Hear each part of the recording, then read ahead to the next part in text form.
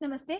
Myself Dr. Riva Gupta from Jyoti Vidyapeeth Women's University, Jaipur, Associate Professor in Department of Kriya Sharir, Faculty of Ayurveda Science.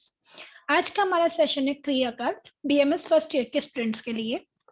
क्रियाकाल क्या होता है? क्रियाकाल है चिकित्सा की चिकित्सा के अवसर। तो इसको हम ये भी कह सकते हैं कि जो कोई भी जब रोग उत्पन्न होता है शरीर में, तो जो दोष है वो दोष इन 6 स्टेजेस से होकर गुजरते हैं। क्योंकि इनका नंबर 6 है इसलिए हमने इसको षट बोला, षट क्रियाकाल। षट मतलब 6, क्रिया मतलब चिकित्सा, काल मतलब अवसर। तो 6 चिकित्सा के अवसर होते हैं, या ये कह सकते हैं कि 6 दोषों की अलग अलग स्टेजेस होती हैं जिसमें रोग उत्पन्न होता है। तो इन 6 स्टेजेस के नाम है संचय, प्रकोप, प्रसर, स्थान संशय, व्यर्थ अवस्था और भेदावस्था। इनके लिए कहा गया है कि जिस आचार्य को, जिस भी व्यक्ति को इन दोषों के बारे, इन स्टेजेस के बारे में पता होता है, वही एक योग्य चिकित्सक बन सकता है। तो सबसे पहले आती है चय अवस्था। चय अवस्था अर्थात संचय, ये पहली अवस्था होती है। इस अवस्था में दोष अपने स्थान पे इकट्ठा होना स्टार्ट होते हैं, यानी अपने स्थान पे ही वहां पे संचित होना शुरू हो जाते हैं, कलेक्ट होने लगते हैं।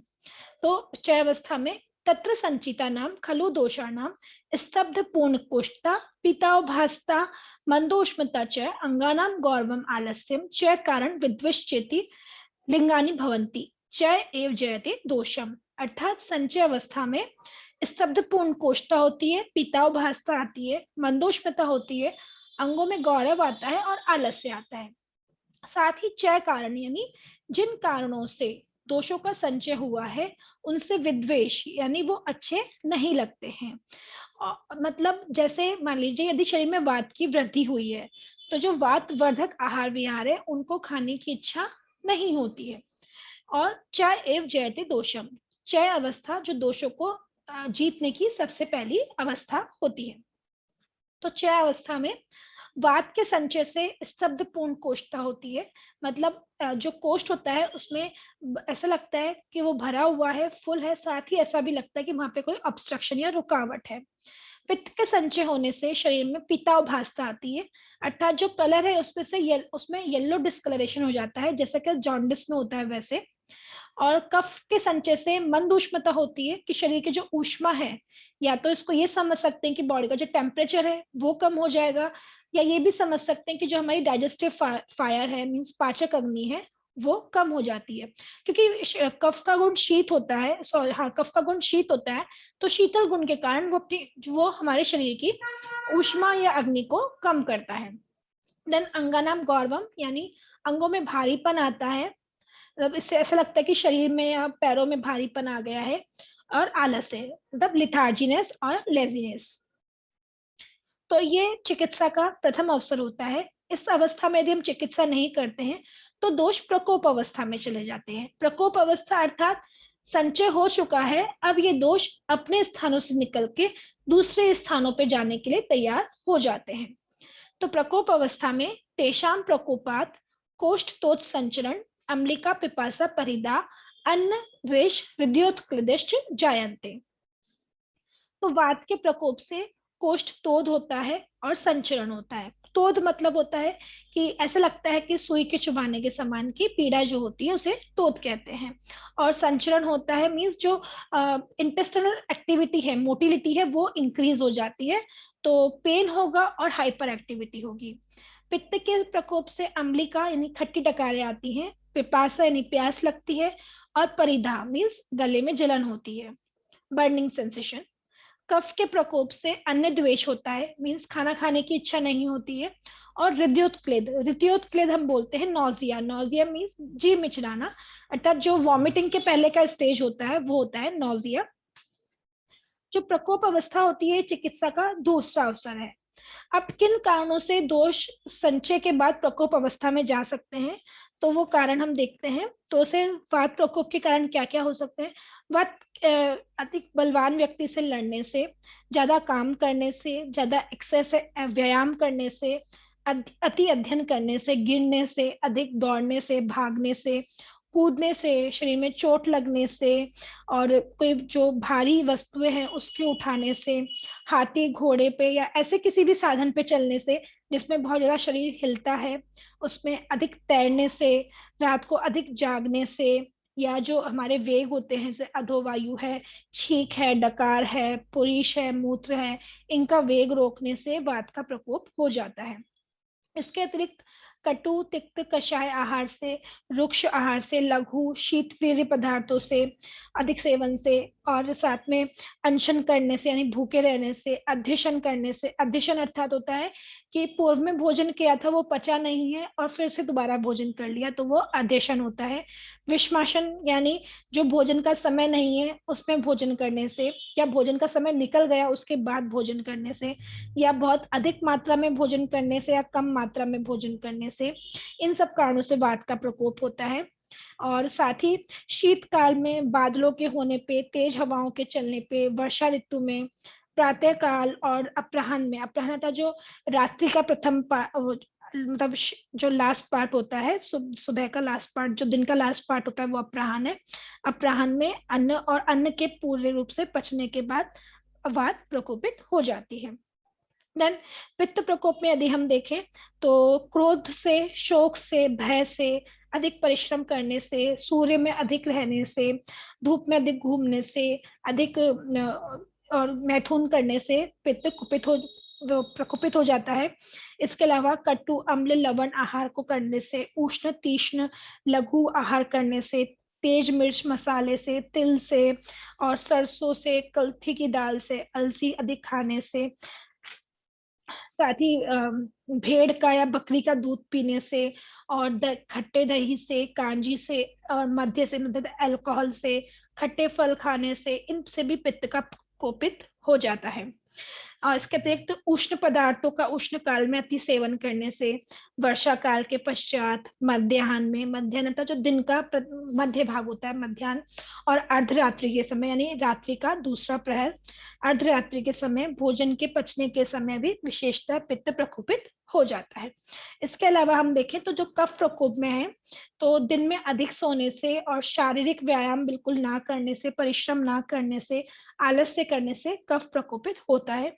इसके अतिरिक्त मधुर अम्ल लवण आहार के अधिक सेवन से, अधिक गुरु स्निग्ध पिच्छल शीतल आहार के सेवन से, अभिसंधि पदार्थों से, दही के सेवन से, मांस अर्थात उड़द, गेहूं, पिष्टी से बने पदार्थ जैसे हलवा, लड्डू आदि के सेवन से, चावल, तिल, उड़द, दूध, खिचड़ी, खीर, गन्ने के रस से, अनुपौदक प्राणियों के मांस रस से, और सिंघाड़े से, मधुर फलों से, वल्ली फलों से, और समिशन अर्थात पथ्य और अपथ्य को मिला के खाने से, और अध्यशन से अर्थात पूर्व के भोजन के पचे बिना भोजन करने से कफ का प्रकोप होता है। इसके अतिरिक्त शीतल पदार्थों का शीतकाल में अधिक सेवन करने से, वसंत ऋतु में और पूर्वाहन में और प्रदोष में यानी दिन के फर्स्ट पार्ट में और रात के फर्स्ट पार्ट में, और भोजन करते समय कफ विशेष रूप से प्रकोपित हो जाता है। तो ये प्रकोप के कारण होते हैं, तो हमें यदि हमें लगता है कि दोष का संचय हो गया है तो हमें उसकी चिकित्सा करनी चाहिए, और जो उसके प्रकोप के कारण है उनको अवॉइड करना चाहिए। देन आती है प्रसर अवस्था। यदि प्रकोप अवस्था में चिकित्सा नहीं की जाती है तो दोष आगे की अवस्था में चले जाते हैं, जिसे हम बोलते हैं प्रसर अवस्था। तो प्रसर अवस्था में दोष अपने स्थानों से निकल के दूसरे स्थानों के लिए गमन करना शुरू कर देते हैं। एवं प्रकुपिता नाम प्रसरताम च वायोर विमार गमन आटोप ओषचोष परिदा धूमायनी पित्तस्य अरोचक अविपाक अंगसाद छर्दिश चेती श्लेषमणो लिंगानी भवंती। तो प्रसर अवस्था में वात के प्रसर से विमार गमन अर्थात जो वात है वो दूसरे स्थानों पे जाने लगती है, तो इसलिए बॉडी में कहीं कहीं भी वात की एबनॉर्मल मूवमेंट या एक्टिविटी दिखाई देने लगती है। आटोप अर्थात जो कोष्ठ हुए मींस इंटेस्टाइन्स है, वो ऐसा लगता है कि उसमें या तो कुछ लिक्विड भर गया है या गैस भर गई है, उसमें से आवाज आने लगती है, इसलिए उसको बोलते हैं आटोप। और पित्त के प्रसर से होता है ओश चोष मतलब बर्निंग सेंसेशंस होती हैं, परिदाह होता है, गले में जलन होती है, धूमायन मतलब मुंह से लगता है कि धुआं निकल रहा है। कफ के प्रसर में अरोचक होता है मतलब खाना खाने की इच्छा नहीं होती है, अविपाक होती है मतलब भोजन नहीं पचता है, अंगसाद होता है, मतलब अंग एकदम जो अंग है उनकी पावर चली जाती है, ऐसा लगता है कि बहुत कमजोरी महसूस होती है। और छर्दी यानी वॉमिटिंग होती है। तो ये चिकित्सा का थर्ड स्टेज होता है, प्रसर अवस्था। यदि हम इस स्टेज पे चिकित्सा नहीं करते हैं तो दोष स्थान संशय अवस्था में चले जाते हैं। स्थान संशय अर्थात दोष अपने अपने स्थानों से तो निकल चुके थे, दूसरे स्थानों पे जाने लगे थे प्रसर अवस्था में। अब स्थान संशय अवस्था में दोषों को जहां भी खाली जगह मिलती है, जिसे हम ख वैगुण्य बोलते हैं, जहां भी खाली जगह मिलती है वहां पे दोष जाके स्थित हो जाते हैं। तो इस अवस्था को हम बोलते हैं स्थान संशय अवस्था। इस अवस्था में जो दोष होते हैं वो होने वाली व्याधि के सिम्टम्स प्रकट करते हैं। मीन्स जो फ्यूचर में जो व्याधि होने वाली है, भविष्य में जो व्याधि होने वाली है, उसके पूर्व रूप हमें दिखने लगते हैं स्थान संशय अवस्था में, जिसको हम प्रोडर्मल सिम्टम्स या वार्निंग सिम्टम्स भी कहते हैं। तो स्थान संशयानी कृदा भावी व्याधि प्रभुतकम। स्थान संशय अवस्था में जो भावी व्याधि है यानी होने वाली व्याधि है उसके लक्षण प्रकट होने लगते हैं। दोषा कुर्वन्ति यत् लिंगम पूर्व रूपम तद उच्यते। और दोष इन लक्षणों को उत्पन्न करते हैं, उनको हम पूर्व रूप कहते हैं। तो स्थान संशय अवस्था में क्या क्या कैसे रूप हो सकते हैं, तो जैसे हम देखते हैं कि यदि जो दोष है वो उदर में चले जाते हैं तो उदर में जाने पर गुल्म, विसूचिका, अतिसार, आनाहा आदि रोग उत्पन्न करते हैं। बस्ती में जाने पर, बस्ती अर्थात ब्लैडर में जाने पर प्रमेय, अश्मरी, मूत्राघात या जो भी और दूसरी डिजीज है, मूत्र रोग है, वो उत्पन्न करते हैं। वृषण में जाने पर जो डिफरेंट वृद्धि है, जैसे वात, पित्त, कफ, रक्त, मेद, मूत्र या आत्र वृद्धि भी कर सकते हैं। शिशन में जाने पर निरुद्ध प्रकाश, उपदंश, शूकदोष आदि रोग उत्पन्न करते हैं। गुदा में स्थित होने पर भगंदर, अर्श आदि रोग उत्पन्न करते हैं। जत्रु में स्थित होने पर ऊर्ध्व जत्रुगत रोग उत्पन्न कर सकते हैं। त्वचा, मांस और शोणित यानी रक्त में स्थित होने पर चर्म रोग, विभिन्न चर्म रोग उत्पन्न हो सकते हैं। मेद में स्थित होने पर ग्रंथि, अपची, अर्बुद आदि रोग उत्पन्न हो सकते हैं। अस्थि में स्थित होने पर एप्सिस बन सकता है यानी विद्रधि हो सकती है। पैरों में होने पर श्लीपद या वाक्त्रक्त या वात कंटक हो सकता है। और यदि ये दोष संपूर्ण शरीर में व्याप्त हो जाते हैं तो संपूर्ण शरीर की व्याधि जैसे ज्वर हो सकती है। तो ये स्थान संशय या पूर्व रूप अवस्था होती है। यदि हम इस अवस्था में भी चिकित्सा नहीं करते हैं तो दोष व्यक्ति अवस्था में चले जाते हैं। व्यक्ति अवस्था में जो भी व्याधि होती है वो अपने पूरे रूप सिम्टम्स के साथ प्रकट होने लगती है, इसलिए इसको रूप अवस्था भी कहते हैं। तो जैसे अगर प्रवाहिका है तो प्रवाहिका में जो लूज स्टूल है वो पास होने लगता है, रुक रुक के आने लगता है। यदि अतिसार है तो लूज मोशंस हो जाते हैं। कामला है तो सीवियर एनोरेक्सिया हो जाता है। देन यदि व्यक्ति अवस्था जिसमें दोष अपने संपूर्ण लक्षणों के साथ प्रकट है, रोग पूरा रूप रूप के साथ प्रकट हो गया रोग, यदि हम उस अवस्था में भी चिकित्सा नहीं करते हैं तो ये पांचवा अवसर है चिकित्सा का। अब दोष जो है वो अपनी नेक्स्ट स्टेज यानी भेदावस्था में चले जाते हैं। भेद अवस्था, इसको हम कॉम्प्लिकेशन स्टेज भी कहते हैं। भेद अवस्था में क्या होता है कि जो दोष है, अभी तक तो ये था कि जो रोग है उसने सिर्फ अपने लक्षण प्रकट किए थे, लेकिन अब भेद अवस्था में उस रोग में जो दोष डोमिनेंट है साथ में उस दोष के लक्षण भी आने लगते हैं। जैसे मान लीजिए यदि एग्जाम्पल के लिए यदि अतिसार हुआ है तो उसमें लूज मोशन होगा, डायरिया होगा। लेकिन यदि वो वातज अतिसार है यानी वात के कारण हुआ है तो अब भेद अवस्था में वहां पे सीवियर पेन होने लगा, बहुत तेज पेन होगा। यदि पित्तज है तो साथ में ब्लड आएगा, यदि कफज है तो जो स्टूल होगा वो फ्रॉदी होगा, मतलब झागदार होगा। तो इस तरह हम देखते हैं कि जो डिजीज अपने भेद अवस्था में आ गई है, कॉम्प्लिकेशन में आ गई है, तो वहां पे वो और भी जो उसके लक्षण है वो और भी सीवियर हो जाते हैं। साथ ही भेद अवस्था ये भी इंडिकेट करती है कि जो व्याधि है वो बहुत पुरानी हो चुकी है। कि जैसे यदि फीवर यदि 3 वीक से ज्यादा आ जाता है तो हम उसे जीर्ण ज्वर कहते हैं। तो इस तरह से ये जो 6 अवस्थाएं हैं ये पूरा एक पैथोलॉजी को बताती है कि कैसे कैसे कोई डिजीज जनरेट हो रहा है, कैसे कैसे पैथोजेनेसिस हो रहा है। कि पहले दोष 6 अवस्था में थे तो अपनी जगह इकट्ठा हुए, फिर वो वहां से निकलने के लिए तैयार हुए, फिर वहां से निकल गए, फिर वो दूसरी जगह पे जाके रुक गए। देन वहां पे उन्होंने पहले तो पूर्व रूप व्यक्त किया, फिर अपने रूप पूरे प्रकट किए, देन कॉम्प्लिकेशंस क्रिएट किए। तो सबके अलग अलग लक्षण है, उन अलग अलग लक्षणों को देख के हम पहचान सकते हैं और जो भी डिजीज है उसका अर्ली ट्रीटमेंट कर सकते हैं। यदि हम भेद अवस्था में भी चिकित्सा नहीं करते हैं तो जो व्याधि है वो असाध्य हो जाती है।